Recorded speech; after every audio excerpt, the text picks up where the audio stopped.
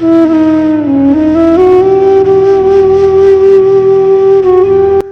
শেষ বেলাকার ঘরখানি বানিয়ে রেখে যাব মাটিতে, তার নাম দেব শ্যামলী।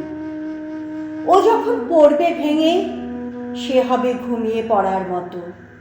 মাটির কোলে মিশবে মাটি, ভাঙা থামে নালিশ উঁচু করে, বিরোধ করবে না ধরণীর সঙ্গে।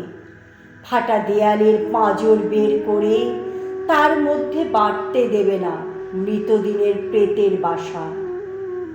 সেই মাটিতে গাঁথবো আমার শেষ বাড়ির ভিত, যার মধ্যে সব বেদনার বিস্মৃতি, সব কলঙ্কের মার্জনা, যাতে সব বিকার, সব বিদ্রুপকে ঢেকে দেয় দুর্বাদলের স্নিগ্ধ সৌজন্যে, যার মধ্যে শত শত শতাব্দীর রক্ত লোলুপ হিংস্র নির্ঘোষ গেছে নিঃশব্দ হয়ে।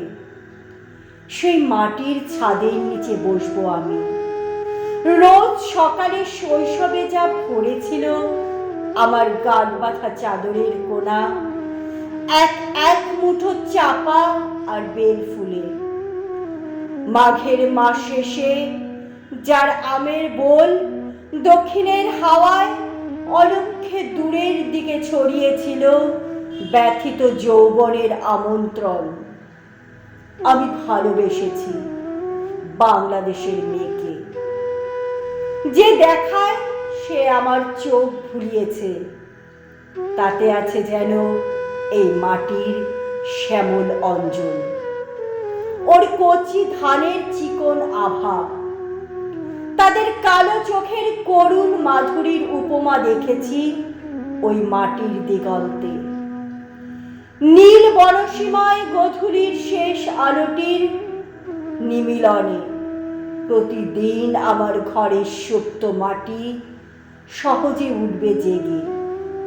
ভোর বেলাকার সোনার কাঠির প্রথম ছোঁয়ায় তার চোখ জুড়োনো শ্যামলিমায় স্মিত হাসি কোমল হয়ে ছড়িয়ে পড়বে চৈত্র রাতের চাঁদের নিদ্রাহারা মিতালিতে। চিরদিন মাটি আমাকে ডেকেছে পদ্মার ভাঙন লাগা খাড়া পাড়ির বন ঝাউর বনে, গাংশালিকের হাজার খোপের বাসায়, সর্ষে তিসির দুই রঙা খেতে, গ্রামের সরু বাঁকা পথের ধারে, পুকুরের পাড়ের ওপরে। আমার দু চোখ ভরে মাটি আমায় ডাক পাঠিয়েছে শীতের ঘুঘুভাঙা দুপুর বেলায়, রাঙা পথের ওপারে, যেখানে শুকনো ঘাসের হলদে মাঠে চড়ে বেড়ায় দুটি চারটি গরু নিরুৎসুক আলস্যে, লেজের ঘায়ে পিঠের মাছি তাড়িয়ে, যেখানে সাথীবিহীন তাল গাছের মাথায় সঙ্গ উদাসীন নিভৃত চিলের বাসা।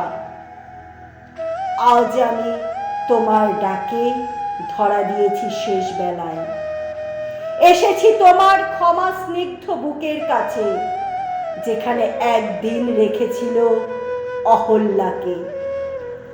নব দুর্বা শ্যামলের করুণ পদস্পর্শে চরম মুক্তি জাগরণের প্রতীক্ষায়, নবজীবনের গ্রীষ্মেত প্রভাতে।